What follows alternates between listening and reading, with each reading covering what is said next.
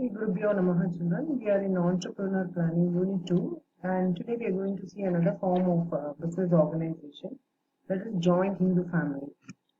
Now Joint Hindu Family or Hindu Undivided Family, that is HUF.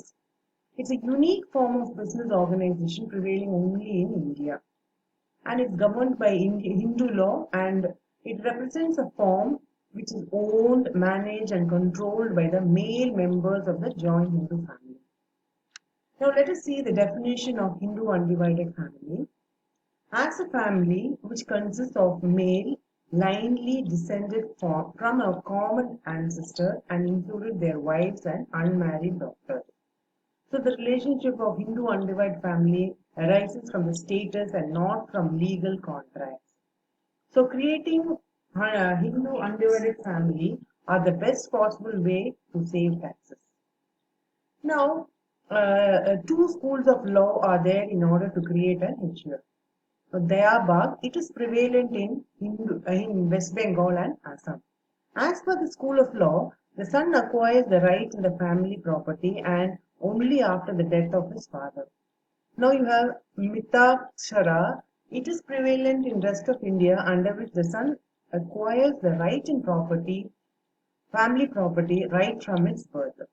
Now there are two conditions for existence of HUFs. They are minimum 2 members must be there in the family and existence of some ancestral property.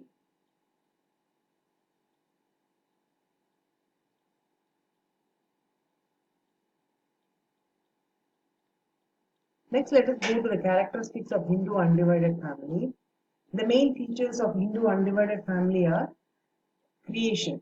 That is, it arises from status or operation of Hindu law. Second one is membership. As a family member, he becomes a member merely by birth or by adoption. An outsider can be admitted only to its membership and not otherwise. Management. The senior-most male member of the family is known as Karta and he manages the affairs having unlimited powers. And the other male members are called as corpuscles and they have no legal right to deal with the outsiders or inspect accounts. Now liability. The liability of Karta is unlimited and of corpuscle is limited. So the self-acquired property of any member cannot be taken in order to satisfy business liability. Right of accounts. The members other than Karta do not have right to inspect or copy contents of accounts book.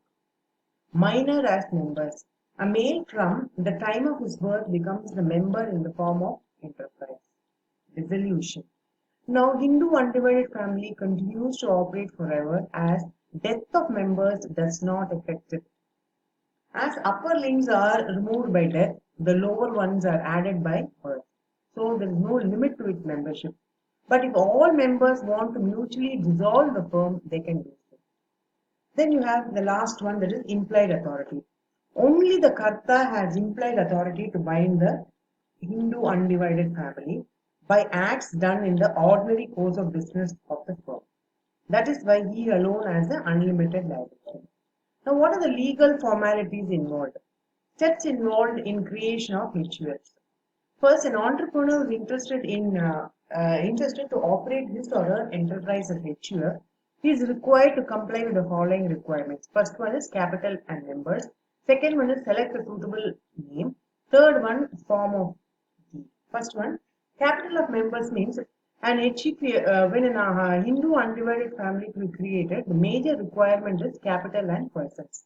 Capital must be in form of ancestral property, assets gifted by relatives and friends, or received by a Hindu undivided family through a will.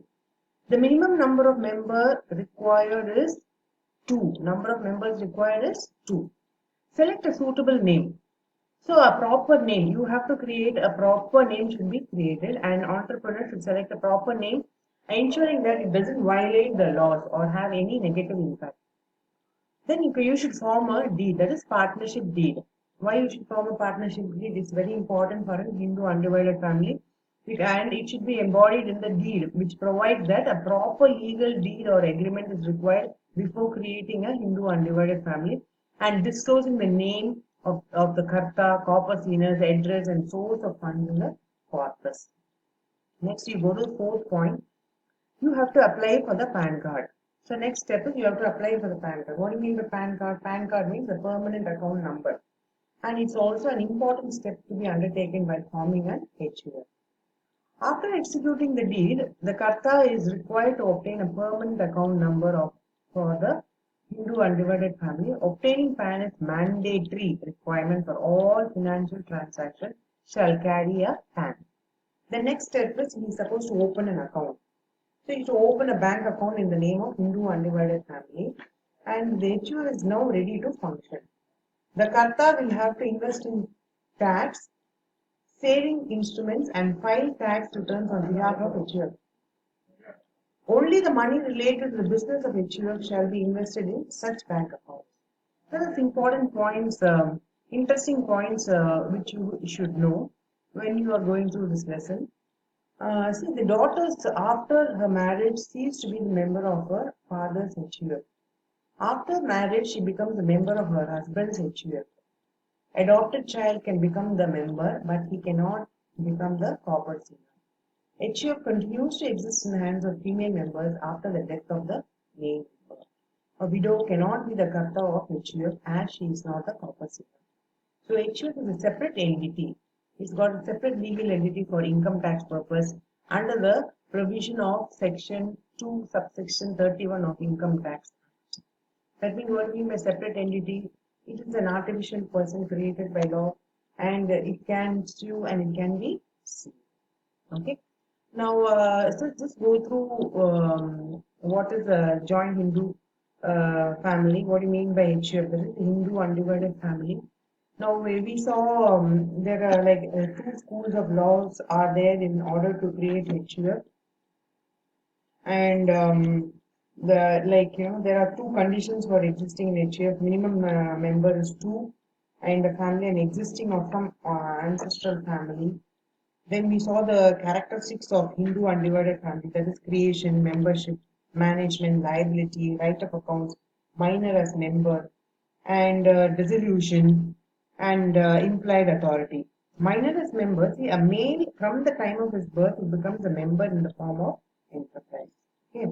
So legal formalities is what there are steps involved in creation of HUF. First is capital and members. Select a suitable name. You should have a partnership deed. It is very mandatory that they should have a deed. And you should apply for a PAN card, and then you should have open an account in the name of HUF. Alright, now I want you to go through, it's a very, very short lesson. I want you to go through this and I want you to list the characteristics and legal formalities involved in HUF. Okay, thank you children. Next you will be seeing another form of business organization in the next session. That is cooperative organization. Followed by that you will be seeing joint stock companies. Okay, thank you children.